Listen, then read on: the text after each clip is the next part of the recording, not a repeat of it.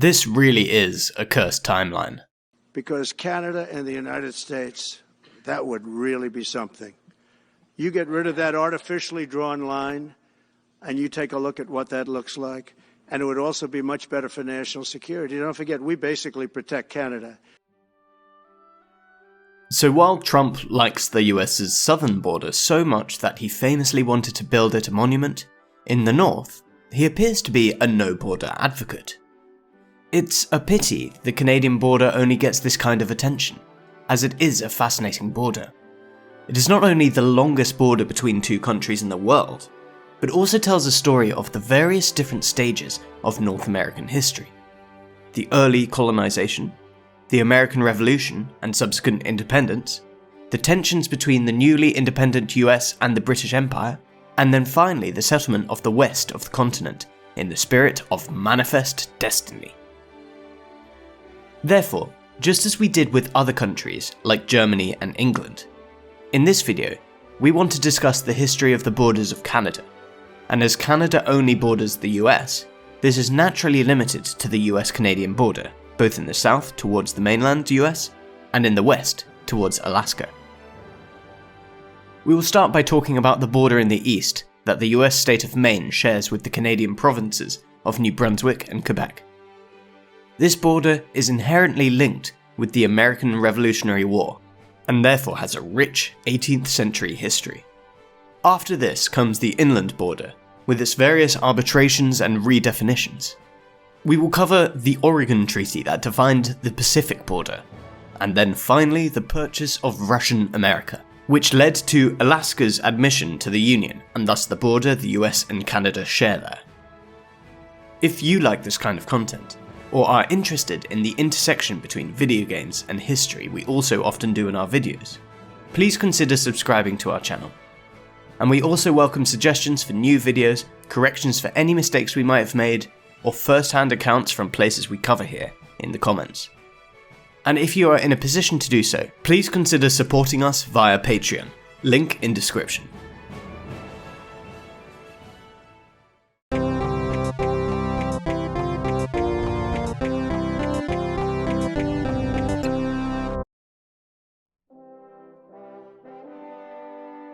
To get a proper understanding of the easternmost part of the US-Canadian border, we have to begin by talking about the history of the Massachusetts Bay Colony. Massachusetts, which was one of the original 13 states of the United States, and one of the very first to be settled by the English, originally also included Maine, New Brunswick, and Nova Scotia. While Nova Scotia and New Brunswick, now Canadian provinces, were only part of the colony of Massachusetts until 1697, Maine had been a separate state since the Missouri Compromise in 1820, when Missouri joined the Union as a southern, slave-owning state, and Maine as a northern state to retain the balance between southern and northern states in the Senate. The thing is, while it was formalized in 1697 that Maine would remain part of New England by staying under the control of the Massachusetts Bay Colony, and both Nova Scotia and New Brunswick wouldn't, it wasn't very clear back then how Maine was actually geographically defined, as the border to the north was largely rural and uninhabited. So when the newly independent United States made peace with the UK after the American Revolutionary War in 1783, a large part of the border between Maine on the US side and New Brunswick on the Canadian side remained disputed. This was also the case for the islands off the shore of today's state of Maine. The biggest of these is Grand Manan, which was claimed by the US until after the War of 1812, when in 1817, the US finally gave up its claim on it and the surrounding islands. But there is another island, a bit further off the shore, called Machias Seal Island, which is, to this day, disputed between the two countries. The island is uninhabited, and there is a rotating presence of Canadian Coast Guards in the Machias Seal Island lighthouse. In fact, since Canada reduced its staff lighthouses in 1995 to cut expenses, Machias Seal Island is now the only island with a manned lighthouse in eastern Canada, as Canada only keeps the guards there for sovereignty purposes, and they are thus even paid by the Foreign Ministry rather than the security force budget.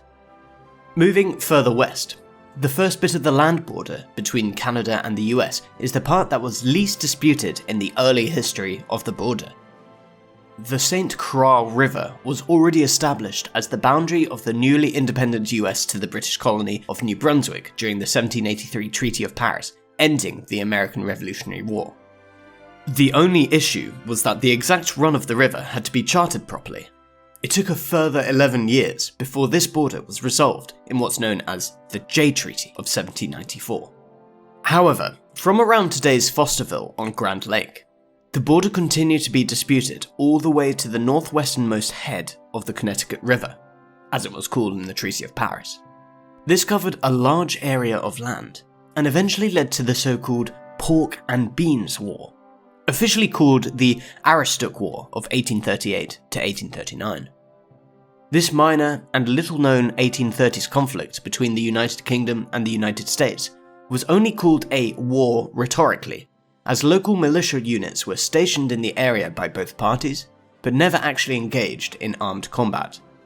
This incident was resolved by the British diplomat Lord Ashburton and his American counterpart Daniel Webster, who in 1842 reached a compromise, which defines the border of Maine towards New Hampshire and Quebec to this day, and became known as the Webster-Ashburton Treaty. Interestingly, there were several maps circulating both in British and American diplomatic circles supporting either claim, but naturally the two parties only openly discussed those maps supporting their respective claim during the negotiations. Apparently, the Americans were especially unhappy with the deal. As historian Howard Jones writes in his book Crucible of Power, A History of American Foreign Relations to 1913, some writers still insist that Webster retreated too easily on the northeast boundary. Had he held out a while longer, their argument goes, the Red Line map discovered in England would have substantiated the American claim, and all the disputed territory would have become part of the United States. But Jones argues that the maps in circulation, tracing back their legitimacy to the Treaty of Paris mentioned earlier, were all just proposed boundaries, and that during that treaty, the intention was to form a joint commission to then do the final border markings after the American Revolutionary War. Also, as he phrases it, a fair evaluation must take into account all aspects of the negotiations, for the treaty was a package agreement that set forth a compromise in which neither party surrendered vital interests and both achieved objectives considered important to national security. The Webster-Ashburton Treaty promoted a mid-century rapprochement that promoted Anglo-American interdependency. It also helped remove the British obstacle to a better border relationship in the northeast, which in turn permitted Americans to focus on westward expansion. And this westward expansion will be very important for our next chapter, the inland course of the US-Canadian border. Leaving the Atlantic US state of Maine behind, the border follows one of the tributaries to the Connecticut River. This is nowadays the border that New Hampshire shares with Quebec, but also goes back to the American Revolutionary War and its peace treaty in 1783. After this comes our contestant for the oldest undisputed border between the US and Canada still in existence, namely the border that the states of Vermont and New York share towards Quebec. From around the US town of Stewartstown, the border follows the 45th parallel of north latitude, forming, for the first time in this video, one of the typical North American straight line borders us present-day Europeans are so baffled by. But, okay, to be fair, our ancestors were quite familiar with this for their overseas territories. This boundary had been established all the way before the American Revolution in the 1760s, as the border between New York, which back then included Vermont, and Quebec. Even the markings happened slightly before the American Declaration of Independence, from 1771 to 1773. From when the 45th parallel meets the St. Lawrence Stream, the border follows quite a natural geographically defined course again. It follows the St. Lawrence down into Lake Ontario, with Toronto on the northern Canadian side and upstate New York on the US side. Famously passes through Niagara Falls here, following the Niagara River into Lake Erie. After this, it follows the Detroit River into Lake St. Clair, where we famously have the situation that a Canadian city, Windsor, is actually located south of a US American city, Detroit. After Lake St. Clair, it then follows the St. Clair River into Lake Huron, and from there, via the St. Maurice River, into the vast Lake Superior. After this, it got tricky again, and again caused disputes between the two countries in the 19th century. This was because, although the Treaty of Paris named the waterways that should form the course of the border here, no exact locations were given, causing the British to claim the Arrowhead region that is today part of the US state of Minnesota for their own. This would have meant that Canada would have extended as far south as Duluth. However, this was also resolved in the aforementioned Webster-Ashburton Treaty, meaning that this part of the border between Lake Superior and the Lake of the Woods is also undisputed since 1842.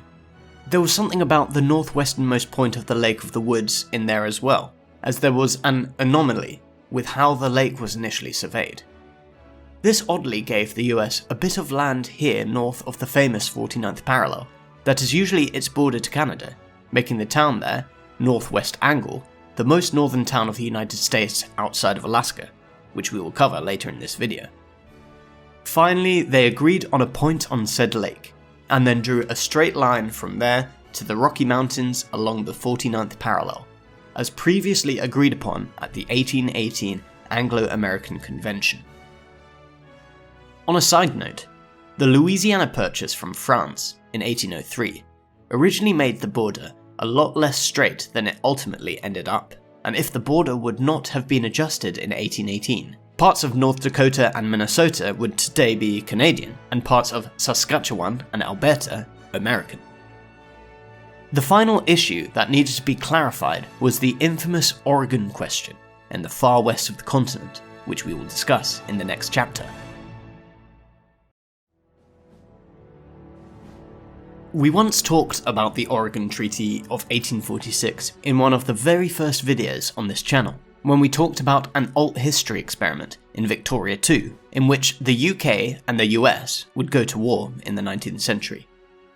To sum it up once again, the Oregon boundary dispute lasted from 1818 to 1846, and was a territorial disagreement between the United States and Britain over the Oregon Country, an expansive region in the Pacific Northwest that included present-day Oregon, Washington, Idaho, parts of Montana and Wyoming, and British Columbia. In 1818, the US and Britain had agreed to joint occupation of the area, allowing citizens of both nations to settle and trade there.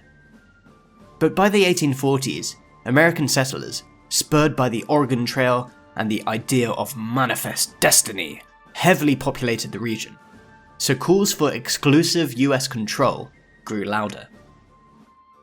While the British at some point claimed a lot more than was realistic, perhaps to strengthen their negotiating position, kinda reminds you of someone, eh?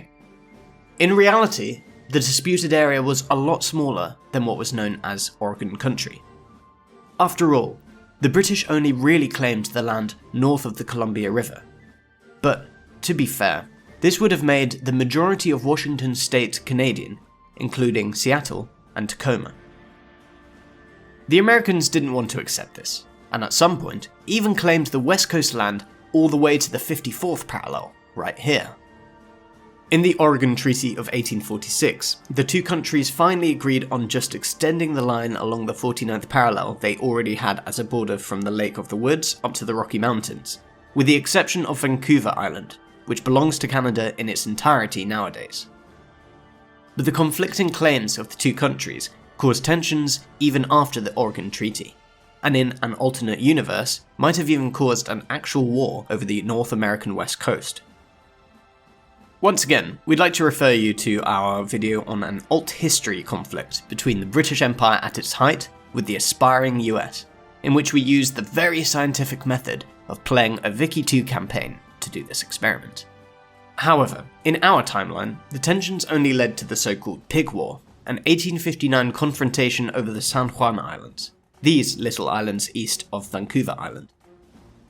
While Vancouver Island, despite lying partly south of the 49th parallel, was clearly made British in the Oregon Treaty, there was still ambiguity about San Juan Island, which was settled both by British and American settlers in the 1850s. And one day, one American farmer shot a pig that was trespassing in his garden, which turned out to belong to an Irishman employed by the British Hudson's Bay Company. When they couldn't agree on compensation for the pig, the American offered $10, the Irishman wanted $100. British authorities threatened to arrest the American, and the American settlers called for military protection from the US Army. And, well, that's how 19th century wars were started, apparently. Anyway, though this was called a war, there were no casualties on either side. Except, well, for the pig, I suppose. When the escalating crisis was reported to the faraway capitals of Washington DC and London, officials took action to end this explosive situation. They agreed to keep joint military occupation of the San Juan Island until a final border settlement could be reached. And this settlement came bizarrely under the arbitration of newly crowned Kaiser Wilhelm I of Germany, whose commission in 1872 decided that the Harrow Strait should be the border of the British Empire and the US, which finally made San Juan Island American.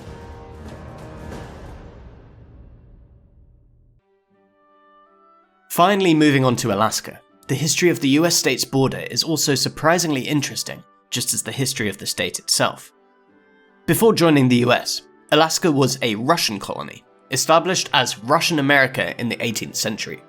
The logistical and financial difficulty of maintaining Russian America finally led to the decision to sell it to the Americans for $7.2 million in 1867, which is equivalent to a bit over $150 million in today's money.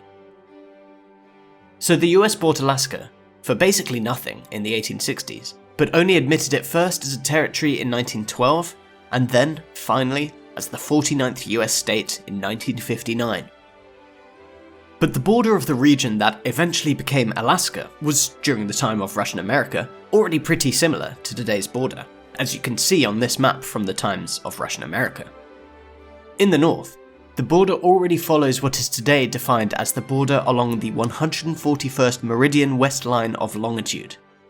And in the south, at approximately the 60th parallel, the border goes away from that line in a southeastward direction, along the St. Elias Mountains, creating a stretch of land for Alaska along the Pacific coast, called the Alaskan Panhandle. This is also the region where today's capital of Alaska, Juneau, is located. This map of Russian America we just showed you is from after the Anglo-Russian Convention of 1825, which defined the boundary at the 141st degree of west longitude. But in regards to the Alaskan Panhandle, it only gave the definition that the line of demarcation shall follow the summit of the mountains situated parallel to the coast, which, as you can imagine, gave way to later border disputes.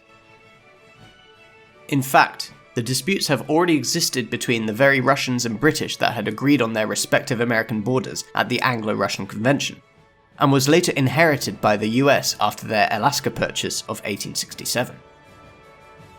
Canada and the US only resolved this issue by arbitration in 1903, and the final resolution clearly favoured the US, as Canada did not get an outlet from its Yukon goldfields to the Pacific as they had demanded. Anyway, this late arbitration that happened already in the 20th century probably makes this the youngest major border between Canada and the US.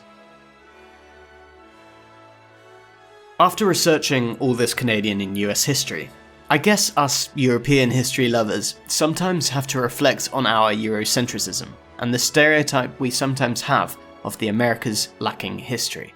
The subject of the history of US-Canadian relations has a lot more depth than it is usually given credit for. But with the current political tensions between the two countries, it's important for this border and its rich history to have the respect it deserves. We want to thank you for staying with us until the end. If you like this video, don't forget to like and subscribe, as it really helps us out. Hope to see you soon for more History in Bits.